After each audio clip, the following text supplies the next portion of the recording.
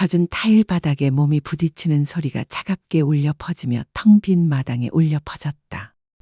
세상에. 순자는 현관에 드러 누워 있었다. 축축한 이끼에 한 발이 미끄러져 등이 바닥에 쿵쾅거렸다.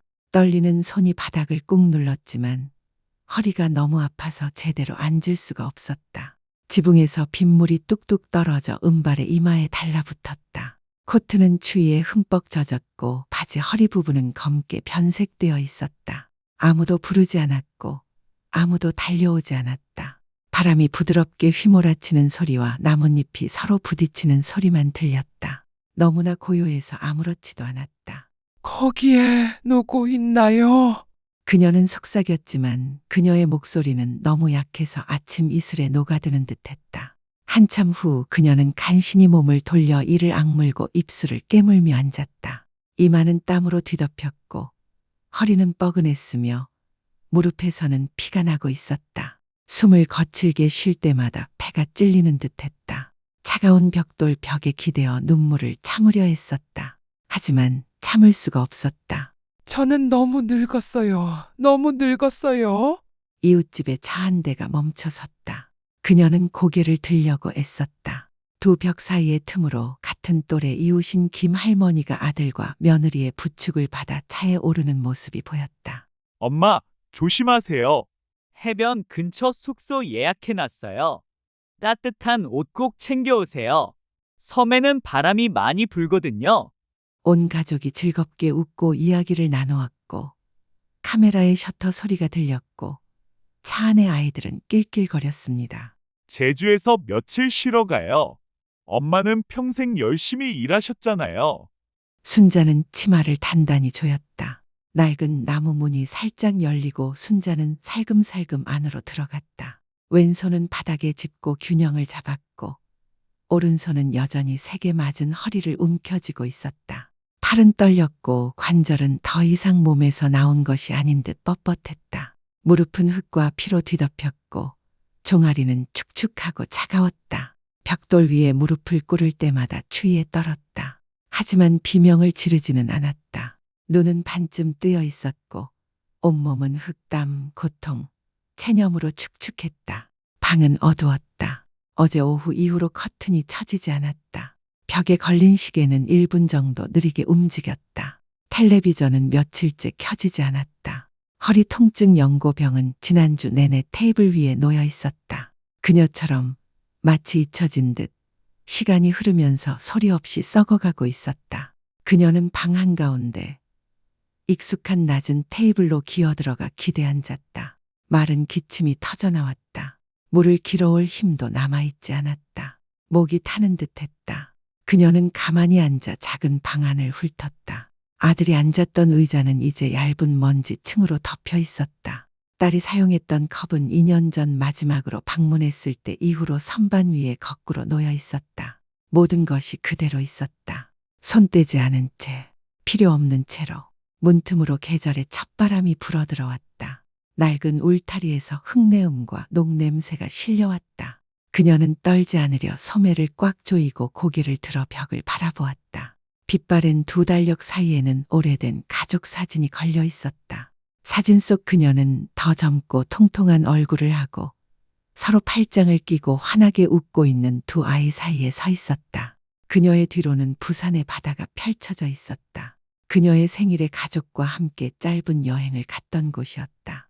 그것이 함께 찍은 마지막 사진이었다. 그 후 딸은 먼 곳에서 결혼했고 아들은 아내와 함께 살기 위해 서울로 이사했다. 각자는 제각각의 길을 갔고 각자의 이유가 있었다. 돌아오지 않았다. 처음에는 편지였다. 그 다음에는 전화였다. 그 다음에는 문자 메시지였다.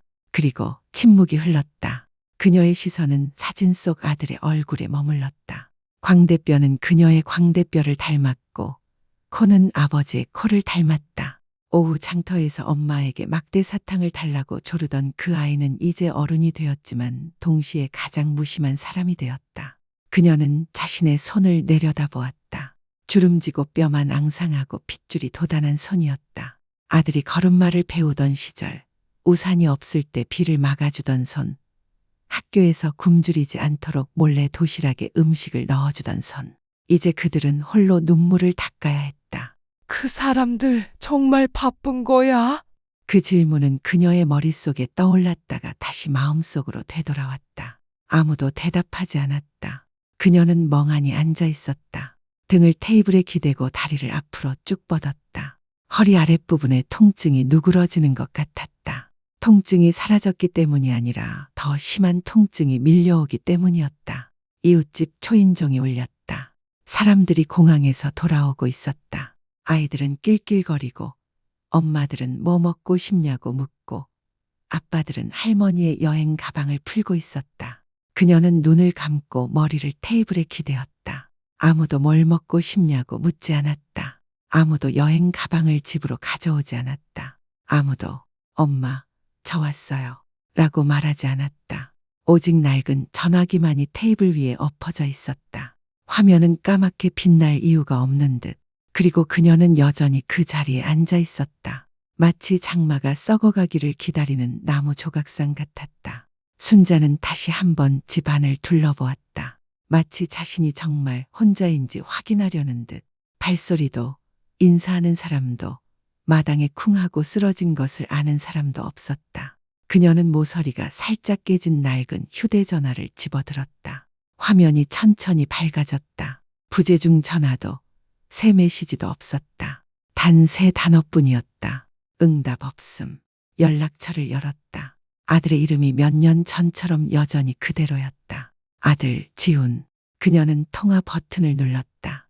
삐삐 소리가 그녀의 귀에 계속 울렸다. 한 박자, 그리고 2박자, 그리고 3박자. 아무도 대답하지 않았다. 그녀는 여전히 참을성을 잃지 않고 무언가를 붙잡은 듯 전화기 가장자리를 부드럽게 쥐었다. 마침내 기계음 같은 여자 목소리가 울려 퍼졌다. 현재 통화하신 가입자는 통화할 수 없습니다. 나중에 다시 시도해 주세요. 그녀는 침묵했다. 한숨도 분노도 없었다. 그저 그녀 안에서 공허함이 커져만 갔다. 그녀는 휴대폰을 내려놓았지만 놓지 않았다. 잠시 후 그녀는 메시지를 열었고 손가락으로 천천히 한 글자씩 쳐냈다.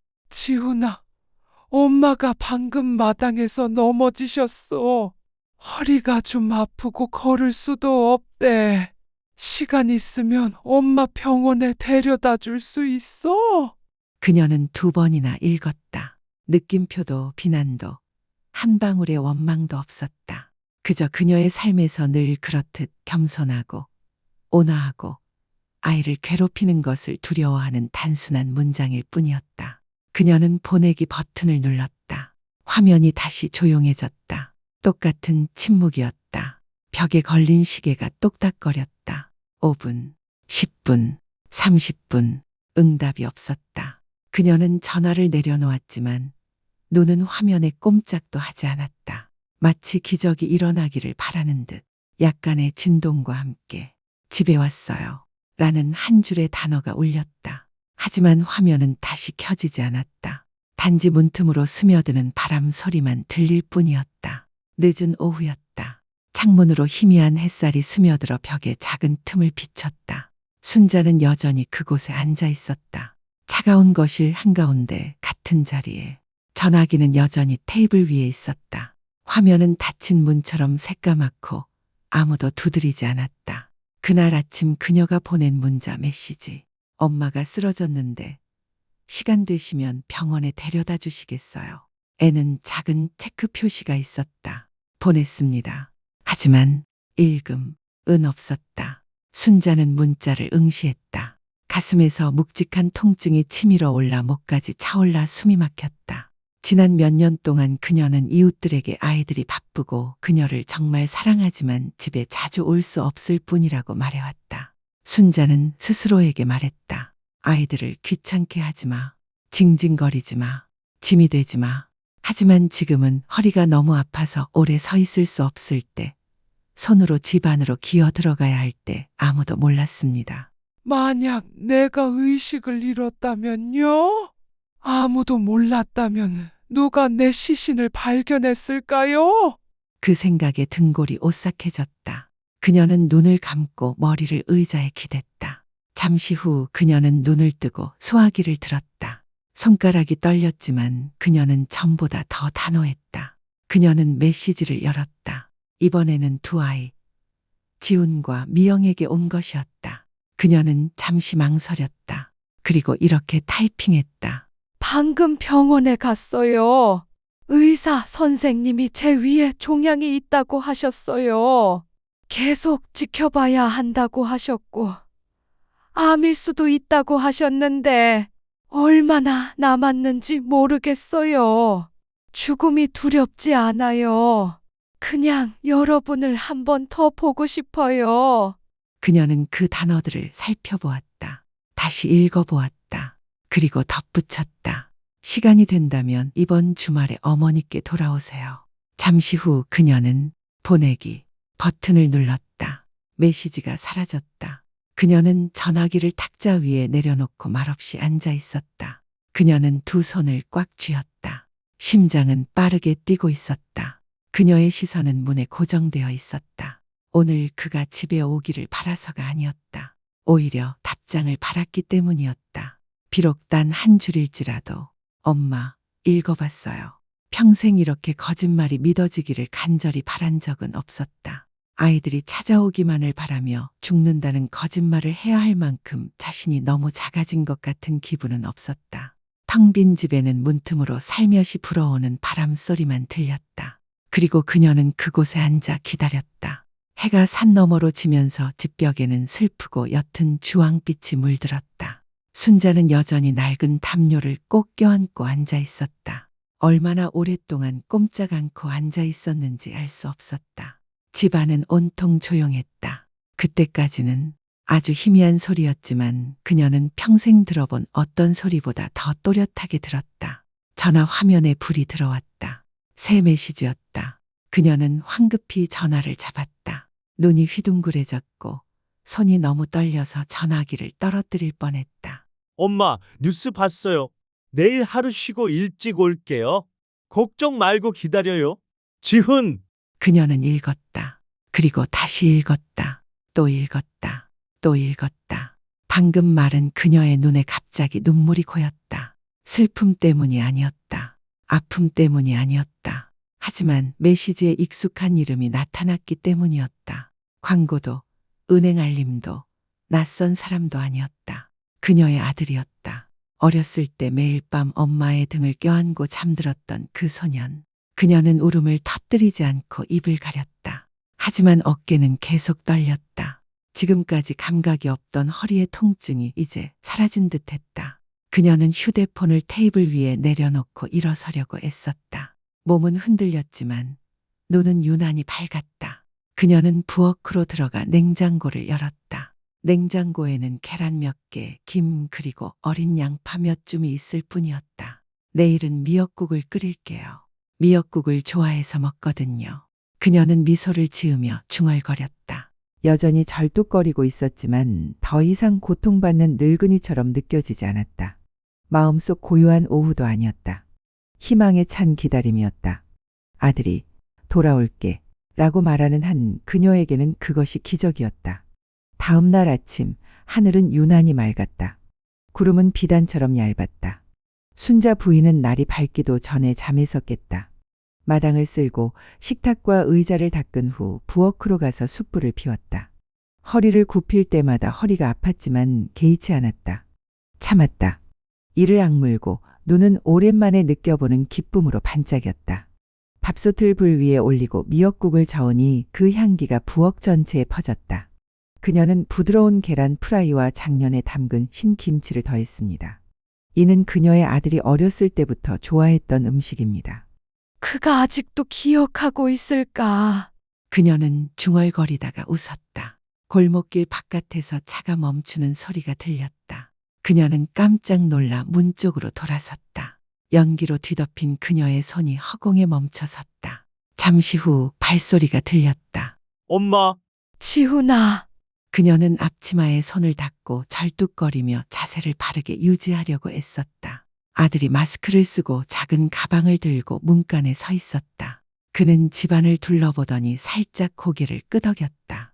얘야, 들어와. 엄마가 미역국을 끓여주셨어. 방금 끓인 거니까. 예, 그의 목소리는 차분했다. 아무런 감정도 담겨 있지 않았다. 그녀는 신경 쓰지 않았다. 아들을 위해 의자를 빼주고 물 한 잔을 따라준 후 부엌으로 황급히 들어갔다. 음식이 담긴 쟁반을 꺼낼 때 넘어지지 않으려고 벽에 매달려야 했지만 그녀는 미소를 지었다. 먹어. 아직 뜨거워. 지우는 자리에 앉아 젓가락을 집어들었다. 하지만 아직 먹지는 않았다. 그는 고개를 들어 어머니를 바라보았다. 엄마 정말 아프세요? 저도 모르겠어요. 의사 선생님께서 경과를 지켜봐야 한다고 하셨어요. 그럼 유언장은 작성하셨나요? 그녀는 수프를 떠먹던 중 손을 멈췄다. 뭐, 그녀는 마치 이해하지 못하는 듯이 물었다. 지우는 젓가락을 내려놓고 의자에 기대앉아 차분하게 말했다. 돈 얘기하는 게 아니야. 하지만 너한테 정말 무슨 일이 생기면 내가 해결해야 해. 집은 여기 있고 저금통도 저기 있어. 아직 사본이 있어? 아니면 내가 공증해 줘야 해. 식당 안이 갑자기 차가워졌다. 국물은 아직 김이 모락모락 나고 있었는데도 순자는 아들을 바라보았다. 입은 열렸지만 아무 말도 할 수 없었다. 기쁨에 떨던 가슴이 콕콕 쑤셔오는 것 같았다. 냄비 안에서는 미역국이 여전히 보글보글 끓고 있었다. 식탁을 닦느라 계란 프라이는 살짝 타 있었다. 오늘 김치는 딱 적당한 신맛이었다. 지훈이 좋아하는 김치였다. 하지만 그는 안부를 묻지 않았다. 어제 다친 곳은 어땠는지 묻지 않았다. 무엇을 먹었는지, 잠을 잤는지, 무섭지는 않은지 묻지 않았다. 그냥 유언장에 대해 물었다. 엄마는 서두를 필요가 없어. 아들아. 하지만 생각해 봐야 해. 만약 정말 무슨 일이 생기면 우리 사이가 더 이상 험악해지지 않도록. 그녀의 손은 가볍게 테이블 위에 얹혔다가 다시 꽉 쥐어졌다. 그냥 당신이 집에 돌아오길 바랄 뿐이에요. 그는 대답하지 않았다. 젓가락을 집어들고 국을 한 입 빼어 물고는 휴대폰에 얼굴을 파묻었다. 그녀는 눈앞에 놓인 손 하나 대지 않은 밥그릇을 바라보았다. 몇 년 동안 비어있던 옆 의자처럼 텅 빈 마음이었다. 유언장 관련 질문이 있은 후에도 집안은 여전히 고요했다. 순자는 아들 쪽으로 국그릇을 내밀며 애써 미소를 지었다. 어서 먹어. 오늘 아침에 김 샀어. 아직 따뜻하잖아. 지우는 젓가락에 손도 대지 않았다. 그의 눈은 오랫동안 휴대폰 화면에 고정되어 있다가 차갑게 엄마를 올려다보았다. 어디에 병원에 가셨어요? 어떤 의사가 종양이 있다고 하셨어요? 병원 이름은 기억나지 않는데 의사 선생님은 제가 아직 추적 관찰이 필요하다고 하셨어요. 엄마는 진단서조차 없어?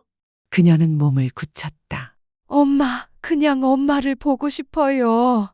죽었다고 거짓말해서 그게 괜찮다고 생각해. 내가 얼마나 걱정했는지 알아? 접시가 테이블에 부딪히는 소리, 젓가락이 바닥에 떨어지는 소리. 지훈이 벌떡 일어섰다. 의자가 쿵 소리를 내며 뒤로 넘어졌다. 순자가 의자를 받쳐주기도 전에 그는 돌아서서 테이블에서 봉지를 낚아챘다. 정말 실망스러워요. 엄마는 절대 안 변해요? 사소한 일로 큰일 낸다고요. 저는 제 삶이 있잖아요. 영원히 죄책감 느끼게 해서 저를 붙잡아 둘 순 없어요. 저는 그럴 의도가 없었어요. 그녀는 한 걸음 앞으로 나아갔고 손이 떨리며 아이의 셔츠 자락을 움켜쥐었다. 무서워요. 그저 다시는 기회가 없을까봐 두려울 뿐이에요. 엄마, 놔주세요. 그의 목소리는 얼음처럼 차가웠다. 그는 그녀의 손을 뿌리치고 곧장 문으로 걸어갔다. 나 가야 해. 다시는 그런 문자 보내지 마. 그의 뒤에서 문이 쾅 닫혔다. 대문 밖에서 차가 굉음을 내며 시동을 걸었다. 전날 비에 젖은 콘크리트 바닥을 타이어가 끽끽거리며 두 개의 긴 자국을 남겼다. 순자는 거실에 서 있었다. 그녀의 손은 던졌을 때와 똑같은 자세였다. 국물 냄비에서 김이 모락모락 피어올랐지만 그 외의 모든 것은 이제 무의미했다. 그녀는 허리가 욱신거리는 것을 느끼며 부엌으로 천천히 걸어 들어갔다. 이번에는 어제보다 더 아팠다. 하지만 그녀는 앉지 않았다. 냄비 뚜껑을 열고 작은 그릇에 국 한 숟가락을 떠서 살살 입김을 불었다.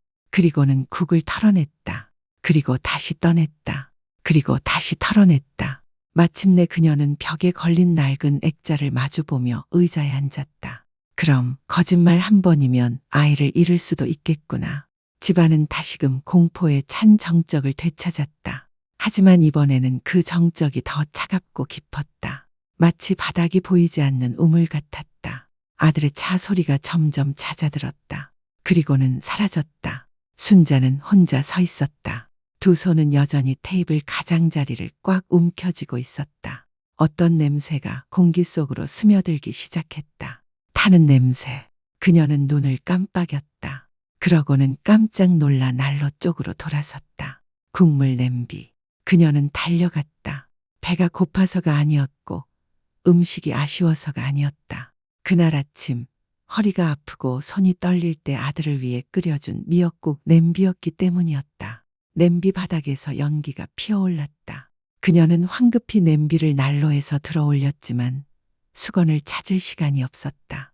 그녀는 맨손으로 냄비를 움켜쥐었다. 아!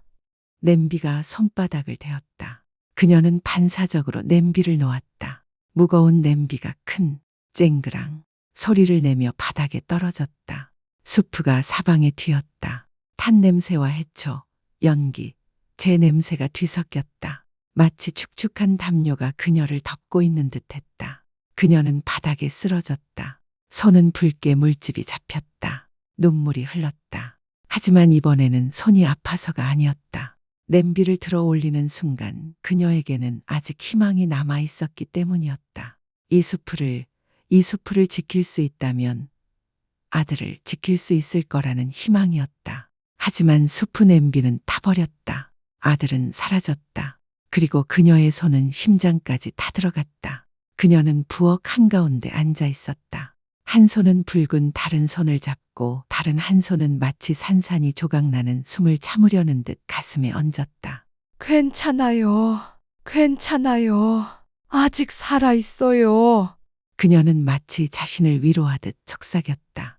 밖에서는 해가 지기 시작했다. 부엌에서는 여전히 연기가 피어올랐다.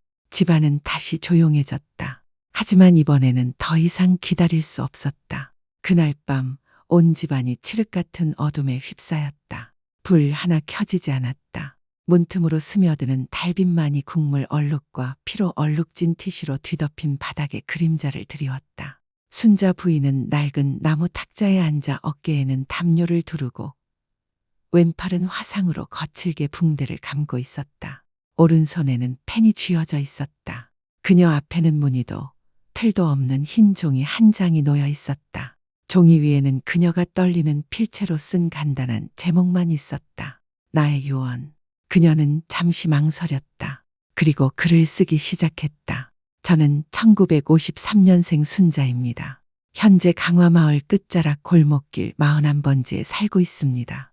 완전히 술에 취하지 않은 상태에서 유언장을 작성합니다. 저는 빚이 없습니다. 집과 텃밭 그리고 은행에 있는 저축은 어떤 친척에게도 남기지 않을 것입니다. 저는 이 유언을 통해 제 모든 재산을 하늘보육원에 기부합니다. 부모 없는 아이들을 키우는 곳입니다. 적어도 제가 살았던 곳이 그 아이들에게 사랑이 시작되는 곳이 되기를 바랍니다. 저는 제 아이들을 탓하지 않습니다. 다만 후회할 뿐입니다. 예전에는 너무 많은 것을 기대했던 것 같습니다. 탓이라는 단어에서 잉크가 번졌다. 그녀는 펜을 내려놓고 손으로 입을 가렸다. 자신도 모르게 눈물이 흘러내렸다. 하지만 이번에는 비명을 지르지도 이유를 묻지도 않았다. 그저 울었다. 마치 포기한 어머니처럼 울부짖었다. 다음 날 아침 하늘은 유난히 푸르고 푸르렀다. 순자는 모직 코트를 입고 전날 밤 놓아둔 작은 여행 가방을 꺼냈다. 안에는 옷 몇 벌, 책 몇 권, 낡은 앨범 한 장, 그리고 봉투에 깔끔하게 접힌 유언장 한 장만 들어있었다. 순자는 집 앞에 서서 익숙한 기와지붕을 마지막으로 올려다보았다. 아무도 그녀를 배웅하지 않았다. 아무도 그녀가 떠난다는 것을 알지 못했다. 순자는 문에 짧은 쪽지만 남겼다. 날 찾지 마.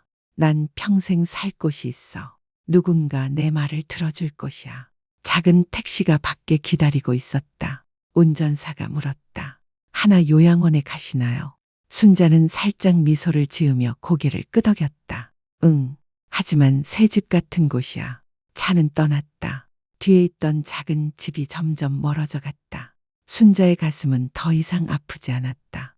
남은 것은 오직 평화뿐이었고 몇 년 만에 처음으로 누구도 기다리지 않고도 내 삶의 방식을 선택하고 떠날 수 있다는 느낌이 들었습니다.